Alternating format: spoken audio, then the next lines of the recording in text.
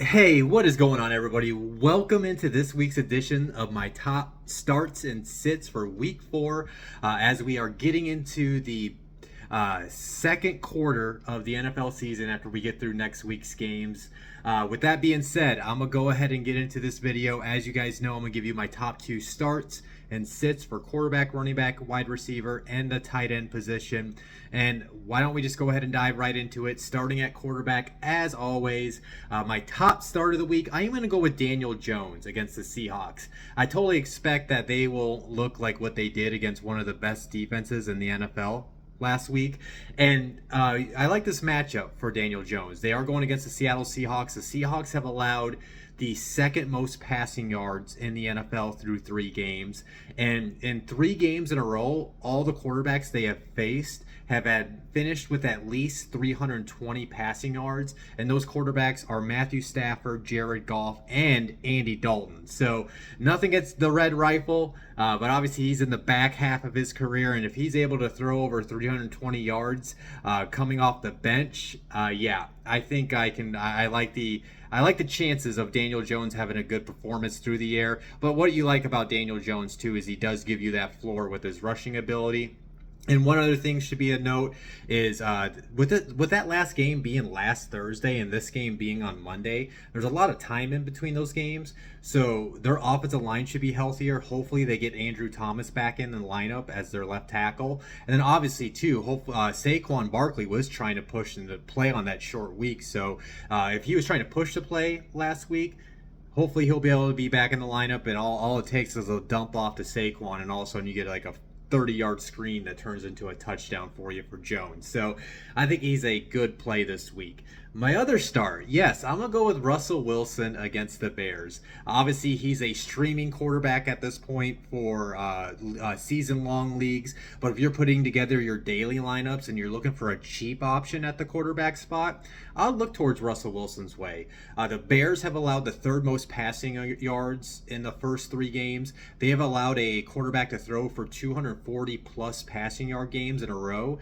Those quarterbacks were Jordan Love, Baker Mayfield, and Patrick Mahomes. Now, I also look at Russell Wilson. Now, a lot of people might look at what happened to the Broncos against the Dolphins. You'd be like, oh man, the Broncos suck. Russ still sucks. But I'm not saying Russ is back, but Russ has looked really solid over the last 2 games. In the last 2 games, he's thrown over 300 yards. So I'm not saying this Broncos team is going to be fixed on Sunday against the Bears, but when you're going against a terrible team like the Bears and Russell has at least looked solid, I think he's a good streaming option at the quarterback position for season-long leagues. And like I said, when I put together my daily lineups this weekend, I'm kind of looking towards Russell Wilson's way because I know he's not going to be that expensive for my lineup.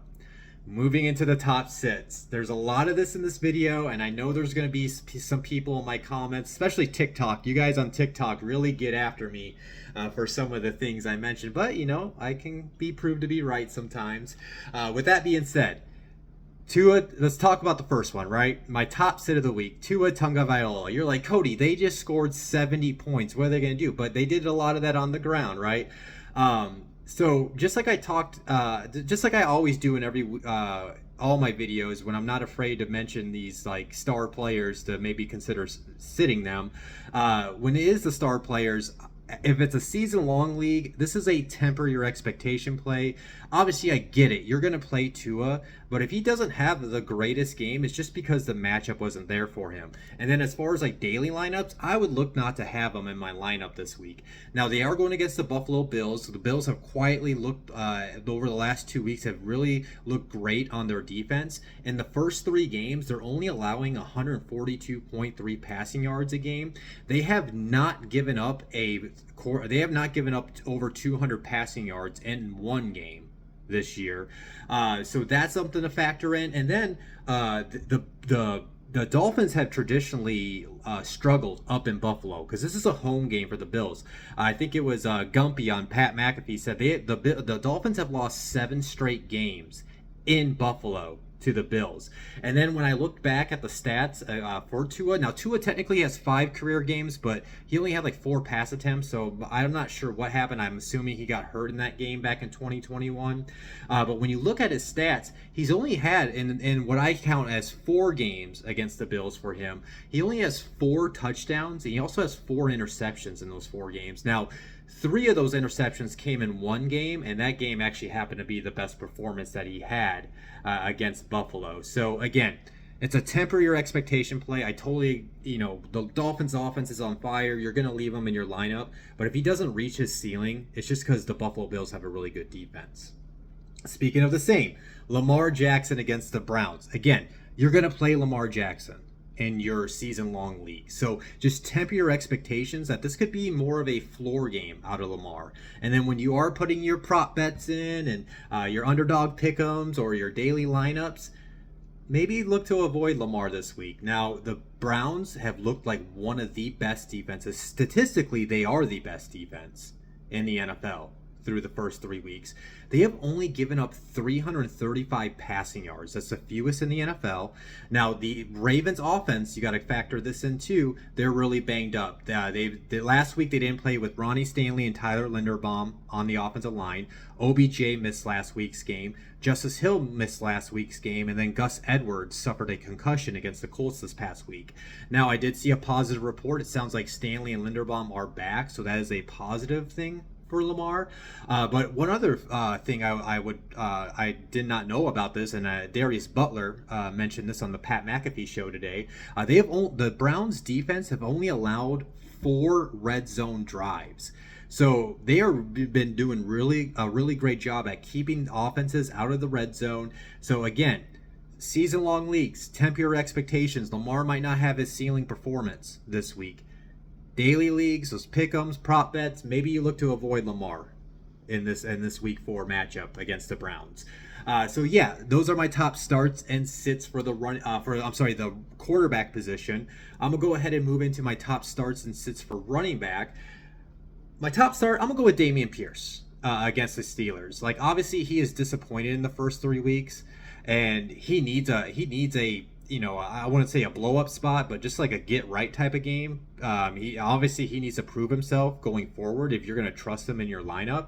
And the worst thing I'm thinking too is the last thing I got him in a couple leagues. I'm like, this will probably be the week most people are going to have him on his bench just because he hasn't done anything, and he's going to go off. Right. But then you look at this matchup going against the Pittsburgh Steelers defense. They have allowed 455 rushing yards through 3 games. That is the 3rd most in the NFL. And then we've seen what the CJ Stroud and the passing attack has been really growing over the last couple of weeks. They're able to take shots down the field. And, in my opinion, when you get that offense, when you get the passing attack going, that should like push back defenders out of the box, and that should actually help out the rushing attack.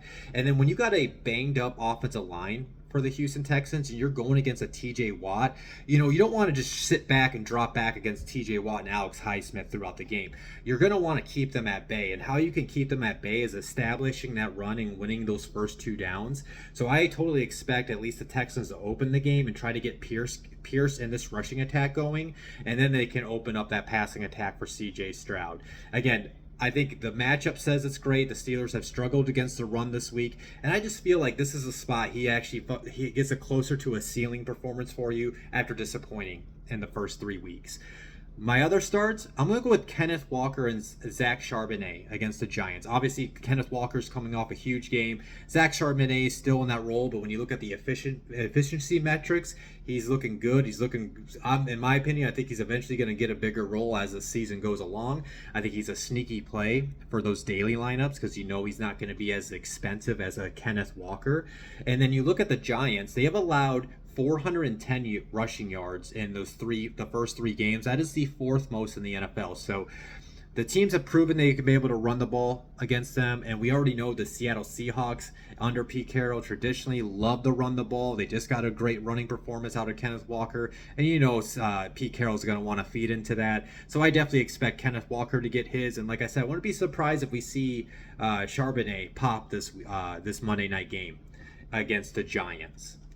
My top sits, I'm going to go with Brian Robinson Jr. against the Eagles. He's officially the back. Antonio Gibson has lost any placement. He fumbles the ball way too much. So I'm only going to be speaking about Brian Robinson Jr. going forward until maybe something changes for the Commanders' backfield. But with that being said, the matchup's just not there for him. The Eagles have only allowed 145 rushing yards. That's less than 50 yards a game. That's ridiculous. That's how good their defensive front is. And here's another stat, too. Maybe you want to play Brian Robinson, and maybe he doesn't get the yards, but he can get you a touchdown. Well, the Eagles have not allowed a rushing touchdown in the first 3 games. So he's a guy I'm completely looking to avoid in week 4. Next guy, I'm going to go with James Conner against the 49ers. Obviously, the 49ers have one of the best defenses in the league. I mentioned that earlier when talking about Daniel Jones. And they only have given up 159 rushing yards, and that is the 3rd fewest in the NFL. And then when you look at James Conner's history against the 49ers, he has finished less than 50 rushing yards in three of his 4 career games against the Niners. And the one game that he did get over 50 yards, he got to I think 90, maybe 98, but he didn't get over the 100 rushing yard mark. So he traditionally struggles against the 49ers, and then the 49ers are already showing in the first month of the season that they're going to be stout against the run like they always are. Moving into my top starts and sits at the wide receiver position. Obviously, you guys know to start Davante Adams. I don't have to tell you that, but his counterpart, I would definitely get in my lineups this week. Jacoby Myers against the Chargers. The Chargers' pass defense is atrocious right now. They have, in 3 games, they have allowed 1,011 yards. That is by far the most in the NFL. And then I like what Jacoby has done in his 2 games that he played this season. He's gotten at least 7+ catches for at least 80+ yards in his 2 appearances.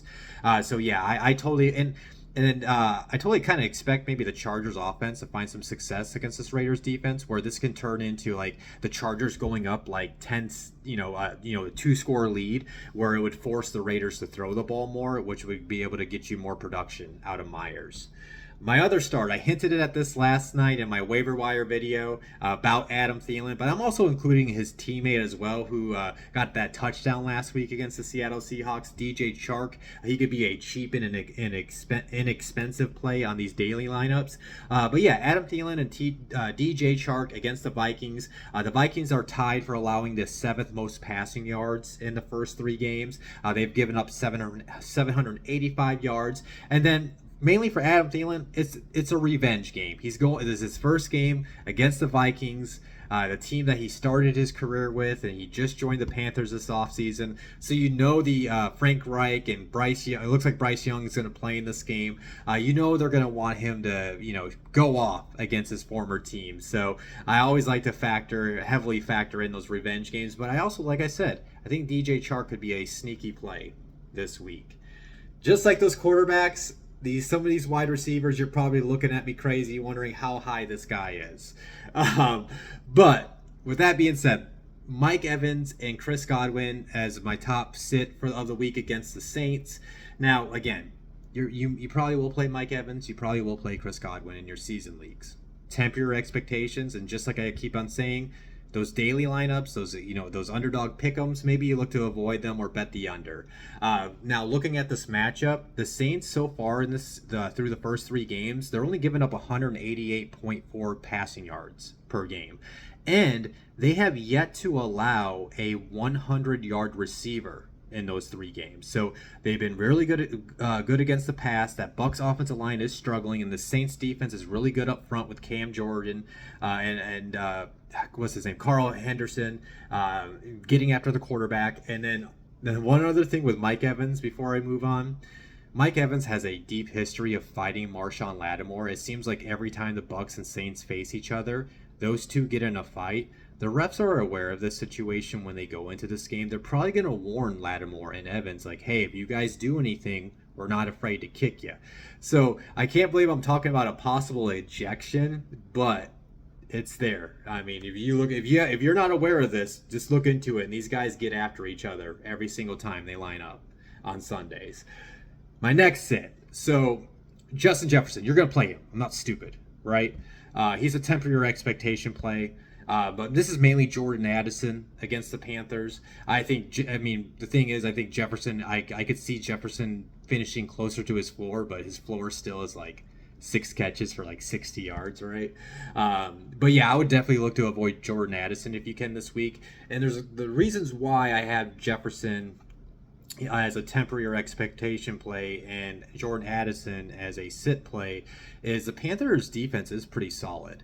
Now they have taken on injuries over the last couple weeks, but they still have only allowed 192.3 passing yards in the first 3 games. They are like terrible against the run. And now even though Minnesota has struggled to run the ball, I could see this situation where Kevin O'Connell may want to take advantage of that and try to get the ground game going with Alexander Madison. Maybe we see Cam Akers this week. And but yeah, the Panthers defense, it's a very solid defense against the pass. So and then with the other thing too, I'm factoring in here is the defensive front against that Vikings offensive line. Now the defensive front obviously hasn't done much against the run, but they still got Brian Burns, Derek Brown's in the middle, guys that can get after the quarterback and frustrate Kirk Cousins. And we all know that Kirk Cousins is a great quarterback, but he can struggle when there's that consistent pressure. So if Burns is able to do that, that's why I could see this passing game struggling on Sunday when they go against the Panthers. Moving into the final segment, my top starts and sits for the tight end position. My top start, I kind of hinted at last night in my waiver wire video, but I am going to go with that rookie tight end for the Green Bay Packers, Luke Musgrave, against the Lions in tomorrow night's game for a couple reasons. Tight ends have found success against the Lions this season. Look at the first game. There wasn't Travis Kelce. It was Noah Gray and Blake Bell, but those two were able to combine for 5 receptions and 43 yards and a touchdown. Now you move into the Week 2 matchup against the Seahawks. Noah Fant and Will Dissly, those two tight ends combined for 7 receptions for 91 yards. And then you look at last week's game, Kyle Pitts was actually the leading receiver for the Falcons passing attack, but Kyle Pitts and Jonnu Smith, both of those tight ends combined for 10 receptions for 78 yards. So they're not putting out like gaudy numbers, but there's been this proven success where tight ends are catching the ball, especially for those PPR leagues. And Luke Musgrave's coming off a strong game against those Saints last week, so I think he's a sneaky play in those in that Thursday night matchup against the Lions. My other start of the week, stream of the week, whatever you want to call it with the tight end position at this point, I'm going to go with the guy that has not lived up to the hype, the preseason hype, the expectations entering the year. Chigo Okonkwo against the Bengals. I think he's a roll of the dice streaming play, maybe a very cheap tight end option in daily lineups against those Bengals. Now, you look at the last 2 weeks, the previous week in week 2, Mark Andrews had 5 receptions for 45 yards and a touchdown against them. And then this past Monday night, Tyler Higbee had 5 receptions for 71 yards. Now that Bengals defense, obviously, they're playing a lot better over the last couple weeks, but it looks like the tight ends are finding success. So maybe if they're kind of like Dameon Pierce, right? Like a guy that's disappointed in the first 3 weeks, you finally bench him, you finally cut him, and then this is the week he goes off. So if he can't get it done this week, I'm definitely not going to probably trust him going forward, even when the matchup is right for him. My sits, I'm going to go with David Njoku against the Ravens. Strictly because of what was crazy, I was looking into these games, and out of all the tight ends that have faced the Ravens in the first 3 games, the most yards by a tight end is 11 yards. So I don't know if it's a mixture of Roquan Smith and Patrick Queen in the middle of the defense. They're not really necessarily known for their coverage ability. And their secondary is very banged up. So that could be that teams are targeting the boundary and the wide receivers against that banged up secondary. But yeah, just tight ends have not found any success in 3 weeks against the Ravens. So if you do have David Njoku, I would consider other options this week. My other sit, I'm going to go with Dalton Schultz against the Steelers. He definitely was a guy I thought would be a decent, like, high floor play as a tight end entering the season, but it hasn't been the case thus far, even though that CJ Stroud and that passing attack is starting to really come on over the last couple weeks. When you look at Dalton Schultz himself, he only has 14 targets in 3 games. And then you look at what tight ends have done against the Steelers defense. In the first game, George Kittle only had 3 receptions for 19 yards. Njoku did have the most success in week 2. He had 4 catches for 48 yards. Now, this could be the complete mess that the Raiders offense is. But the Raiders offense, the Raiders tight ends in that last game, there were 0 catches. Not one single tight end caught a catch against them. So, between the lack of targets that Schultz has gotten, and then between the lack of production that the tight end position has found against the Steelers so far this season, that's why I would look to avoid Dalton Schultz this week. But yeah, that is my video, guys. As always, if you have any questions about players I did not talk about, please get in the comment section, slide into the DMs. I'll get back to you as soon as I can. As always, hit the like button. If you haven't subscribed or followed me on all my social media platforms, make sure you do. That way you can reach out to me if you guys ever have any questions. Other than that, you'll see me next Tuesday night when I do my top waiver wire ads and streamable defense. Hope you guys win your matchups this week. Peace out and enjoy this weekend of football.